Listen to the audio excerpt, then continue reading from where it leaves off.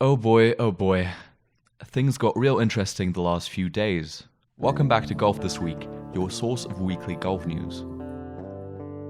Today, we'll look at a big change that the PGA Tour has made to, as they put it, improve their product. Players like McIlroy, Homa and Scheffler seem to be very positive about the plan, while others loudly condemn it. I'll also go into how this change could severely harm the competitiveness of the European Tour. So, let's get started. The PGA Tour posted some preliminary guidelines for their new 2024 schedule. The biggest change was taking 8 tournaments from the schedule and turning them into what they call designated events.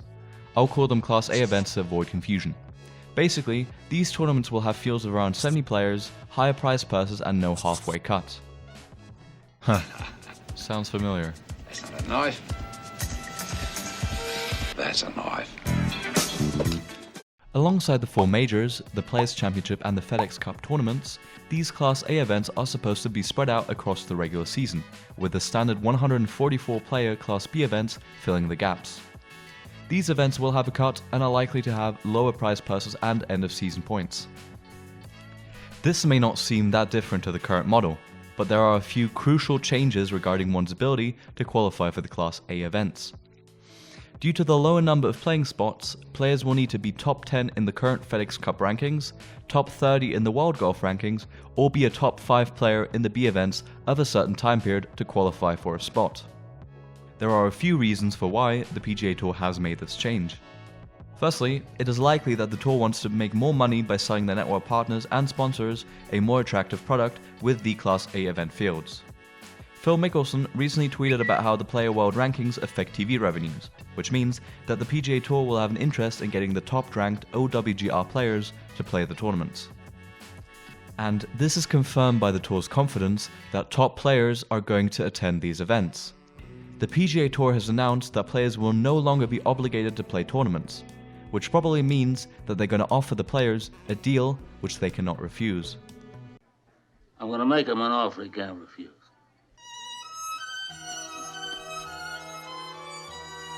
While some may say that this relegates the Class B events to an afterthought, which could be the case, this new format will basically turn the B events into a series of qualifying tournaments for a Class A event. That is, if a player plays really good in a B event period, he will be one of 5 invited to play in the next A event. If a player plays consistently well across several of these, he will improve his FedEx Cup ranking, which may also guarantee him a start this or next year.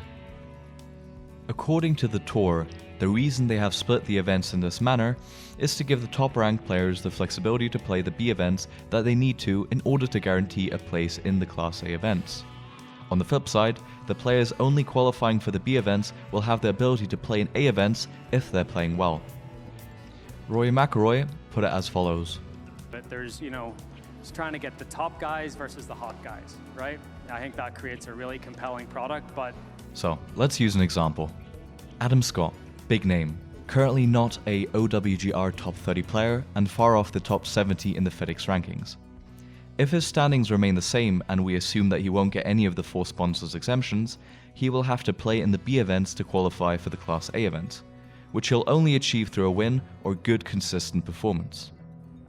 While not being entirely fair to Adam Scott, who is still the world number 35, this guarantees that star power will be present in Class B events. This avoids situations like the Honda Classic, which I covered in my last video, where fields became weaker and weaker throughout the years as star players flocked to play higher rated tournaments held in the same week. Not only did the PGA Tour lose Honda as a title sponsor, they also gave tours like LIV the ability to compete for eyeballs. These changes remove a lot of the pitfalls of the past model of the PGA Tour, as their worst tournaments will be elevated and people have a reason to watch them. Nevertheless, some players have voiced concerns over the idea. Eddie Pepperell, who's a quite funny DP World Tour player, very seriously debated how the removal of a cut for Class A events decreases motivation and learning opportunities. He said that people would be surprised how much it means to make a cut when your back's up against the wall and you're struggling. So, whether it's LIV or now the PGA Tour, removing the cut is one of the worst things to happen to the game in the last 12 months. James Hahn, a PGA Tour member, was harsh in his assessment of the situation and called out the PGA Tour for being disingenuous with the reason for why they are making these changes. According to him, they are covering up the fact that the changes are all about more guaranteed money being funneled to the top players in the world. He references the Player Impact Program, an initiative that distributes $100 million to the 20 most popular players, as further proof for his case. But this move not only affects the second-rate members of the PGA Tour, it also affects the other world tours. Remember the PGA DP World Tour Alliance? Well, I don't recognize it anymore. Originally, it was supposed to allow the best players on the European Tour the opportunity to compete on the PGA Tour with co-sanctioned events and have the top 10 of the DP rankings getting PGA Tour cards. These recent changes fundamentally devalue this alliance. I mean, the cards that the top 10 get are not even good enough to get into designated events.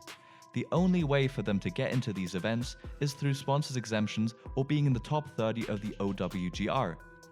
Firstly, it is unlikely that they will give the European players a chunk of these exceptions. Secondly, and far more scarily, none of the players that got their PGA Tour card through this system are in the top 30 of the world rankings.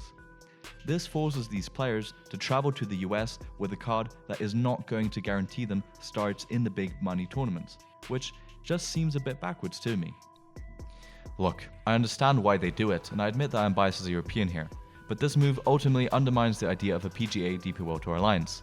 Unless a few of these events are in Europe, which may not even happen due to sponsorship and TV licensing, the DP World Tour gains very little from giving its 10 best homegrown and proven players to the PGA Tour. It hurts the European Tour's normal events, fills the Rolex events with PGA Tour players, and ultimately negates the European Tour as a B-tier league. I like Rory McIlroy. He seems like a friendly and outspoken chap. But when he talks about the fact that we need to think about what's good for the players, when saying that they should leave the European Tour for the PGA Tour, I think he's being very disingenuous about who's really benefiting from the move. It's definitely not the DP World Tour, nor their fans, I can tell you that. Alright, this was a lot to uncover, so I'll just have the winners of this week's tournament on screen for you to see. I'm always open to new perspectives on this topic, so do write your opinion on this matter in the comments down below. Keep it civil please, cheers for watching and have a great day.